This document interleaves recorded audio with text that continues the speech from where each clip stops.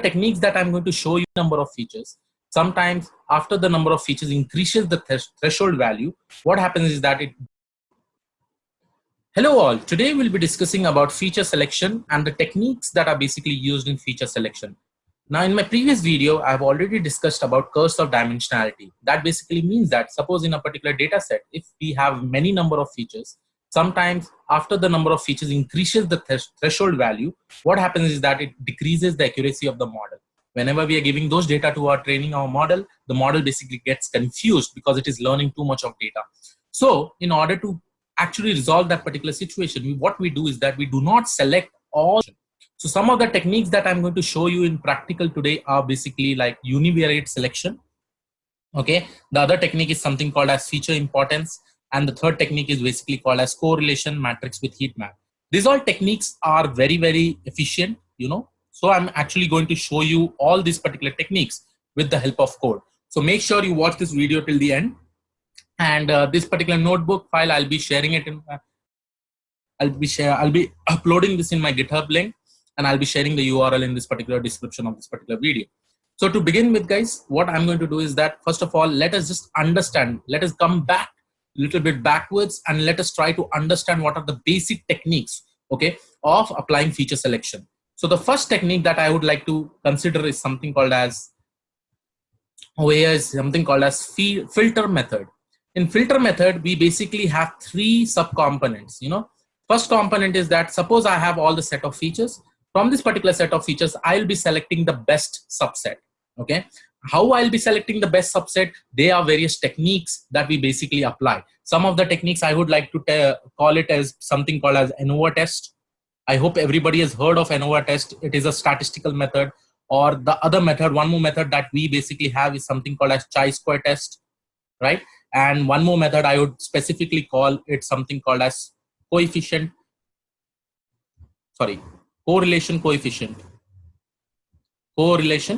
coefficient. So these three techniques, what we have basically used in our statistical stuff, these three techniques helps us to select some important features, some important features. Now, when I say the selecting some important features, that basically means that these features will be very, very much correlated with our target output, with our target output. Now, when I say it is very, very much correlated, that basically means that, let me just take an example of correlation, coefficient correlation. At that time, what happens is that suppose I have my independent feature as X and my dependent feature or my output feature is Y. Suppose the value of X is increasing. Suppose I have 1, 2, 3, 4, and suppose my Y value, which is my output value, is also increasing. Now, in this particular scenario, you can see that as X increases, the Y also increases. So, with respect to correlation coefficient, we can say that X and Y, they are highly correlated. They are highly correlated because you can see that as X is increasing, Y is also increasing. Usually, we basically have two terms. One is covariance and one is correlation, right? Correlation, basically the value maps between 0 to 1, and correlation, the value basically is between -1 to +1. And this correlation -1 to +1 is basically for Pearson correlation, okay? Pearson correlation coefficient. So what I was trying to say is that here we'll be selecting the best subset by using some statistical tools like ANOVA, chi-square, or correlation matrix. And over here, I'll be showing you a correlation matrix example with the help of a data set over here. Just wait for some time. Now, this was the first technique of filter method. In the second technique, what we have is something called as wrapper method. Okay, so this particular wrapper method we'll be discussing about. And in this particular wrapper method, it is quite simple when compared to the top technique that is called as filter method. Here, you don't have to apply any statistical stuff. Only a simple mechanism you have to apply. There are three basic mechanisms in this. So one is basically like forward selection. Again, this method is basically getting used to select the best important features from the particular data set with respect to the target output. Now, first technique is something called as forward selection. Now, forward selection works in a simple way. Okay, we'll just read this particular sentence so you'll be able to understand. A forward selection is an iterative method in which we start with having no feature in the model. In each iteration, we keep adding the feature which best improves our model. Now let me just give you an example how forward selection works. Now suppose I'll be considering A, B, C, D, E. Okay, these are my independent feature and this is my output or the target feature. Now initially my model, what it will do is that we will train our model with feature A only. Okay, after we train our model with the feature A, we'll check the accuracy. We'll check the accuracy. Okay, now in the next step, what I'll do is that through forward selection, in the next iteration, I will add one more feature. After A, I'll take A and B and train it in my model. Okay, after I train it in my model, I'll see my accuracy too. Now this accuracy, if it is better than this particular accuracy, then I'll be considering adding B into my subset of data. Okay, and slowly I'll be adding on in each and every iteration different features unless and until we reach the end of all the features. Now suppose by adding one feature I'm not getting a better accuracy, I will just skip those features. Okay, and this is the technique is basically in forward selection. Now the another technique that we basically have is something called as backward elimination. Now backward elimination works in a slight different way. Now suppose these are my independent features and this is my output feature. What I'll do is that I'll take all this independent feature, train it to my model. Okay, before training it to my model, I'll just apply a statistical test. Okay, statistical test, and this particular test will basically be saying that which feature is basically having the lowest impact on the target variable. That basically means that the correlation between the independent and the target feature is nothing. Okay, now if we are having those kind of feature, we can definitely skip that feature because it has no impact on the output. Now in this particular case, we basically have something called as chi-square test again here.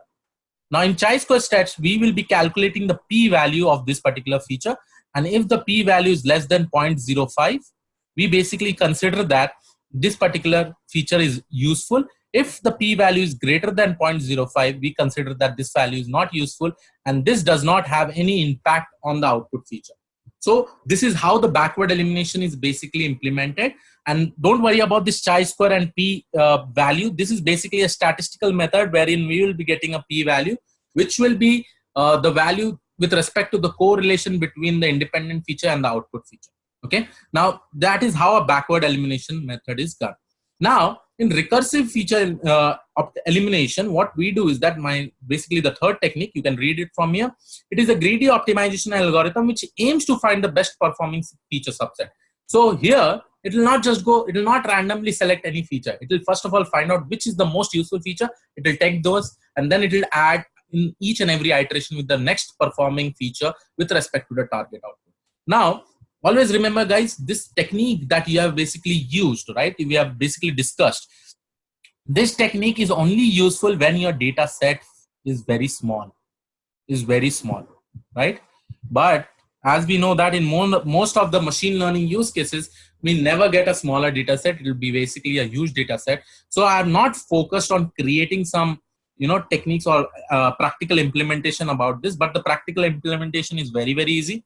You just have to write some iteration of loops and I'll be able to implement the forward selection and backward elimination. But guys, this video is with respect to specific things that what we use more commonly. So I have created this video with respect to some techniques only. I've eliminated these techniques because I don't use it too much, and you will also not use it because the reason is that whenever you get a data set, it will be a huge data set, and if you try to apply this forward selection and backward elimination in a huge data set, it will definitely take time. Okay, so I would prefer that you don't follow this. But yes, if your data set is in medium size or small size, you can go ahead with forward selection or backward elimination. It is up to you. Now, let us go ahead and try to understand my third technique, which is called as embedded methods. Okay, now in my third technique, let me just give you an example how it works. Now, suppose I have a data set which is like A, B, C, D, E, and this is my output feature. The embedded techniques, what it does is that it creates a lot of subset from this particular data set, from this particular independent feature. Sometimes it may just give A to the model, it may find the accuracy. Then it may give AB to the model, or it may find the accuracy. Or it may just give B to the model and find the accuracy. And it will try to do all the permutation and combination like A, AB, AC, AD, AE, or it can have ABC, ABCD, ABCDE. So all the permutation and combination it will try to find, it will try to form, and it will get trained in the model, and then the accuracy is calculated. Once the accuracy, whichever subset of features are having the maximum accuracy, that will be selected as your subset of feature, which will later be given to the data set for training. Okay, and that is how an embedded method basically work. Okay, simple. What I'm trying to explain over here is that we will basically be having any number of subsets, suppose any number of data set, any number of features, sorry, and what it will do, it will try to find out all the permutation combination of different subsets. Okay, it will be like A, B, or it may only be B, it may be BC, BCD, BCE, right? So any combination, all the permutation combination, to try to find out the accuracy. Whichever will be giving the highest accuracy, that will be selected as your best subset, and that will only be given for your model training itself. Now, these are basically the three techniques which you should know, because they may ask you in the interview questions. Now, the main thing is that what are the techniques that I'm going to show to you? There are three basically techniques that I'm going to focus on. One is univariate selection, one is feature importance, one is correlation matrix in heat map. Now, let us go ahead and find out univariate selection, how it is done. Now, this implementation is completely by using, practical implementation. I'll be saying you where I'm going to use chi-square test and everything. Okay. So to begin with univariate selection, guys, now in the univariate selection, it is nothing but it is a statistical test, and it can be used to select those features that have the strongest relationship with the output values. That basically means that your independent feature and your output feature are very, very strongly related. That basically means that suppose if your independent feature value is increasing, the output will be increasing. If your independent feature value is decreasing, your output will actually be decreasing. So all these particular techniques will basically get applied. Now, what kind of library I'm going to use it? The main different libraries that I'm going to use is something called as select k best. Okay, it is a library that is present in scikit-learn library. The k value basically says that suppose if you give your k value as 10, okay, then what it will do is that from that particular data set, it will find out which are the best 10 attributes, with respect to the output. Which are the best 10 attributes? So, and that value is basically selected by k. Internally, you have something called as a statistical test, which is called as chi-square statistical test. Now, let me just show you how do you implement it. Okay, so in the first line that you see over here in the code, I'm going to import pandas and numpy. I'm going to select the k best, which I'm going to use as my feature, and it is present inside feature selection. Internally, there I'm going to use the chi-square statistical test. I have a data set which is called as train.csv, and let me just tell you about the data set. What does it particularly say? Okay, now this particular data set is basically a data set of, let me just show you how this particular data set looks like. I'll just say data.head.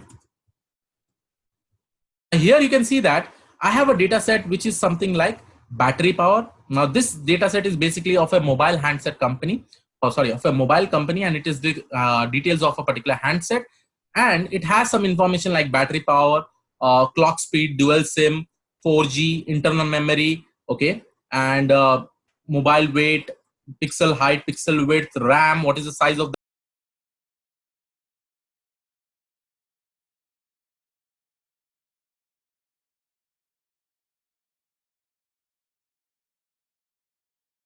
and mobile weight, pixel height, pixel width, RAM, what is the size of the RAM, and what is the screen height, width, talk time, 3G, touch screen, Wi-Fi. And our output feature that I see over here is basically price range. So what we are trying to do in this particular data set is that based on this particular features that I have, all this feature, based on this particular feature, I have to basically predict whether on which price range this particular mobile belongs. Over here, one basically indicates that it belongs to a lower range mobile. Okay, let me just show you how it looks like. Just give me a second. Question: would you build a website for a major brand with more than 200 million users using? Okay, so one basically indicates that it belongs to a lower range device. Two basically indicates that it belongs to a medium range device. The next three basically indicates that it belongs to medium, and they are basically like 4 categories, So all these particular categories. So this is my output feature that I have to predict. And based on this particular output feature, I have to take all this input feature and try to predict this particular price range. Now, this is just like a classification problem, guys. Now the question rises is that I have so many features over here. How do I select which is the best feature? Because as you know, in the course of dimensionality, what happens is that if I increase the number of features after a particular threshold value, the accuracy of the model will decrease, you know. So for that, I'm basically using this particular univariate selection. In this univariate selection, I'll be using a library which is called as select k-best. And this particular select k-best, what I'm doing is that here I just give a score function as chi-square, and my k value is 10. This will basically, I'm applying the k-best class to extract top 10 best features, you know, and this is with respect to your output feature that we have. Now, what I'll do is that I will initialize this, then I'll just do fit on my x and y data. And my x and y data is basically over here, which is having my independent columns, and this particular price range, which is my target column, is basically my dependent feature. Now here, after I do fit, what I do is that I get two different parameters. One is fit underscore scores. Okay. Now this particular fit underscore score will basically calculate the score with respect to the chi-square test value.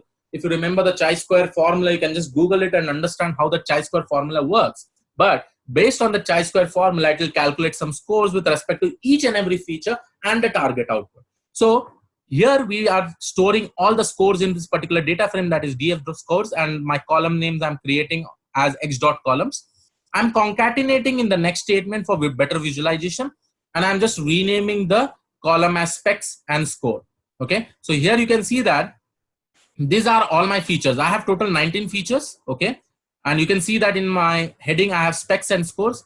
Battery power, this is my score. The highest the score, the more important those feature is. Now from all this, you can see that the RAM has basically the highest score, you know, and it is obvious that if the RAM size basically increases, the price of the phone also increases. It is just a common sense thing.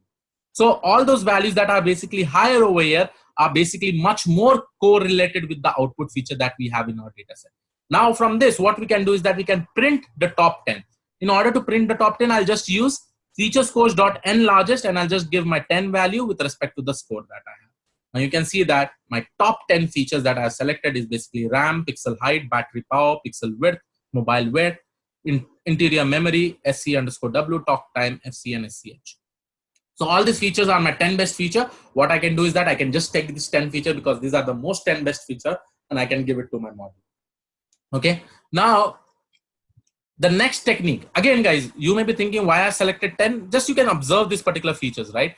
After 9, you are having values like 1, 0. So I think till the double digit value based on the distribution that you have over there, you can just consider till 9, and I've just selected it as 10. And this will definitely probably work because I have executed the further code. With respect to this, I was able to get 92% accuracy with cross validation and also applying hyperparameters. Now, the next technique is something called as feature importance. Now, in feature importance, what you do is that you can get the feature importance of each feature of your data set by using the feature importance property of the model.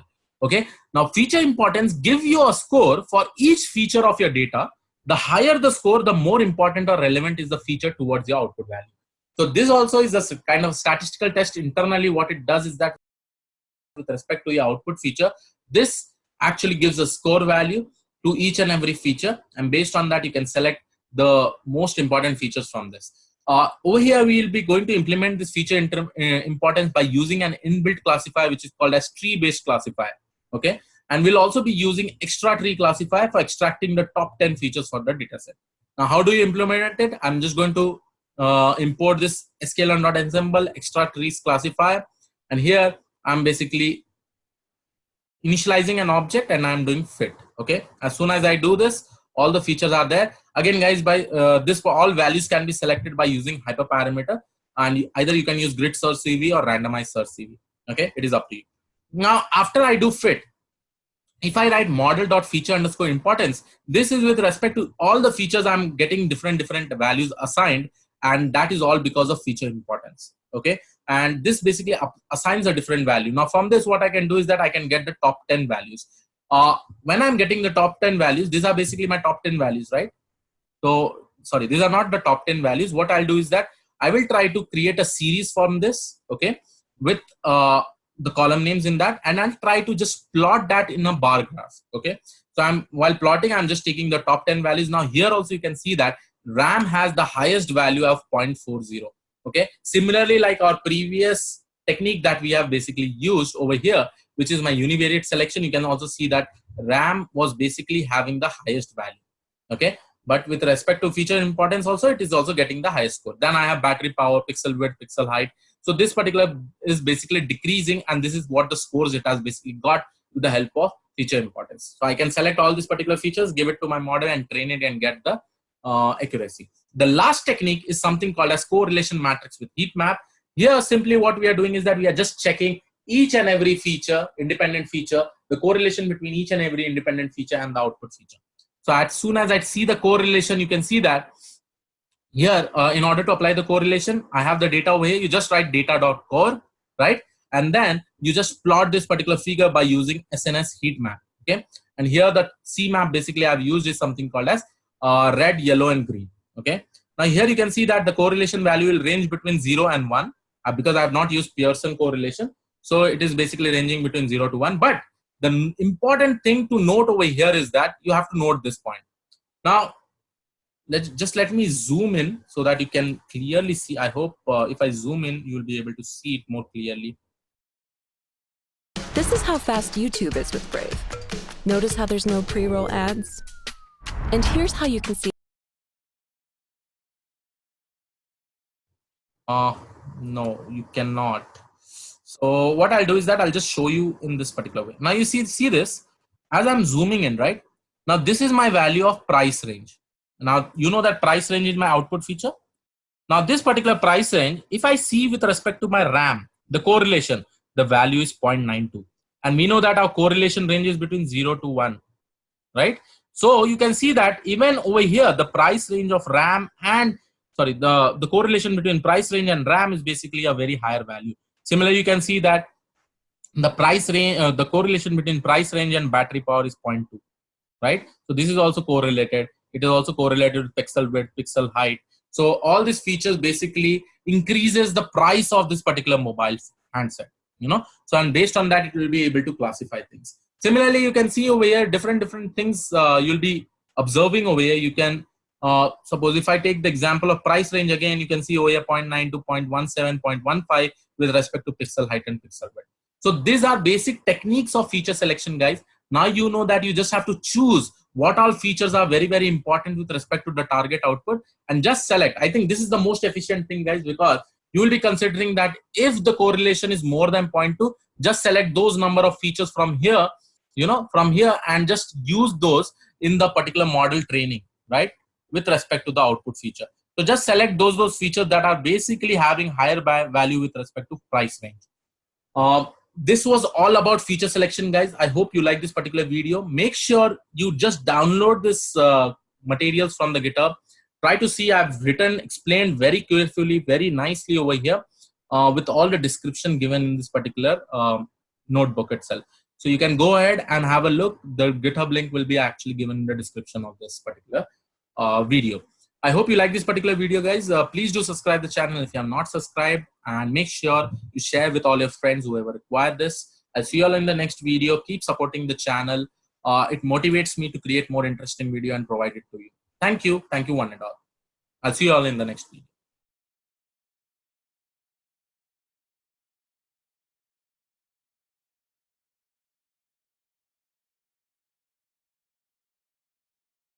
Basically